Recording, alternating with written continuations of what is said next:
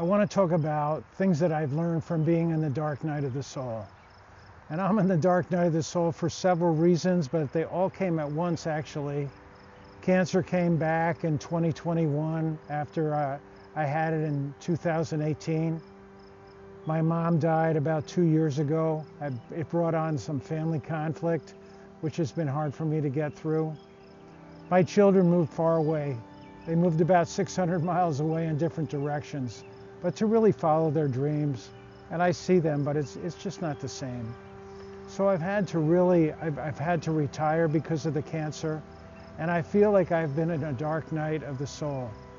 And I really want to talk about a few things that I've learned from being in the dark night of the soul that I think can help a lot of people, that can help everybody. The first thing is that people are not oxygen chambers.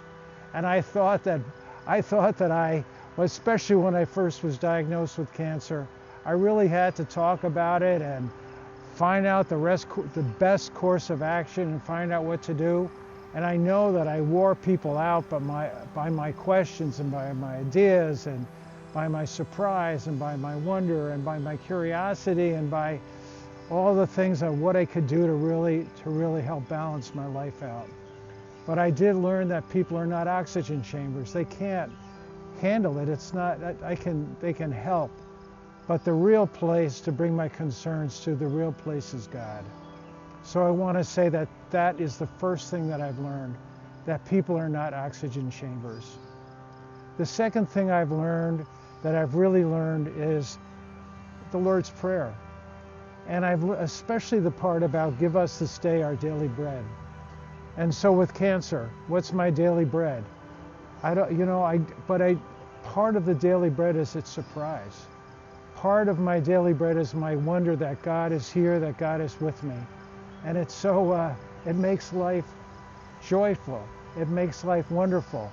Even with cancer, even in the dark night of the soul, to be able to see God, to be able to see the wonder of God.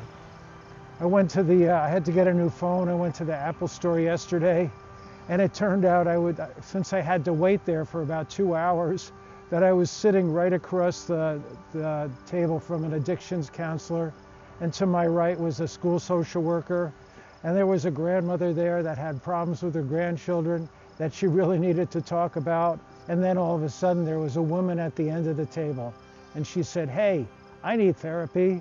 And it was just a fun time. It was a surprise time, and I just felt it was an answer to prayer. It was God answering the prayer of give us this day our daily bread.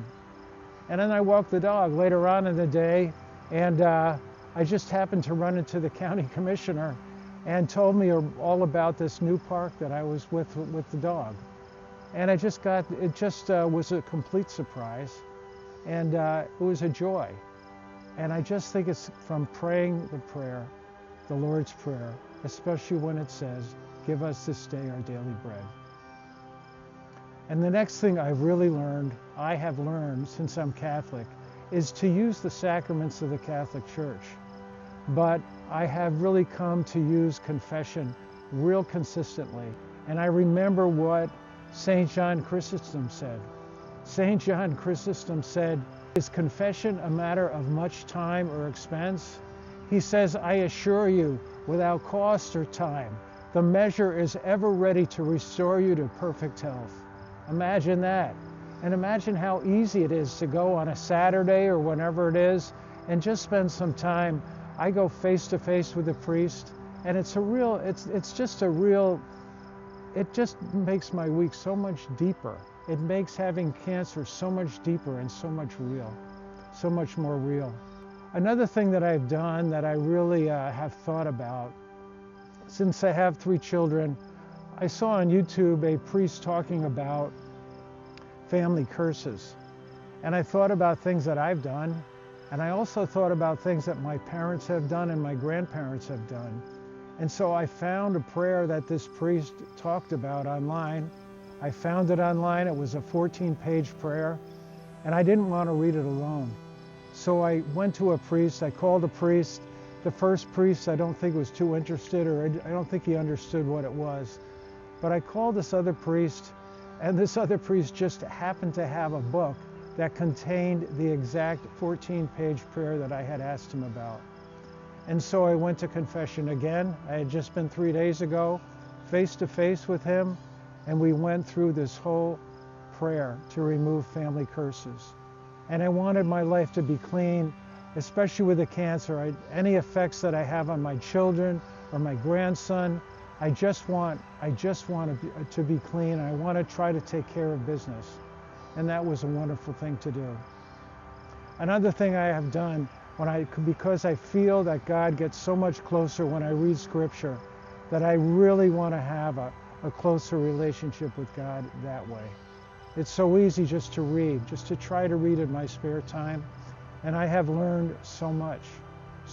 And I know that whatever I learn stays with me through eternity, that it's mine. And I also know that throughout the day, it creates light in my mind because I wonder about it. My spirit wonders about it and thinks about it. And even one word can make such a difference. So I want to just talk and encourage all of those things for anybody who's struggling. So if this makes sense to you, if you want to like this video, go ahead and like it. If you want to subscribe, please do. And if you want to leave a comment, that would be great too. So do not fear the darkness.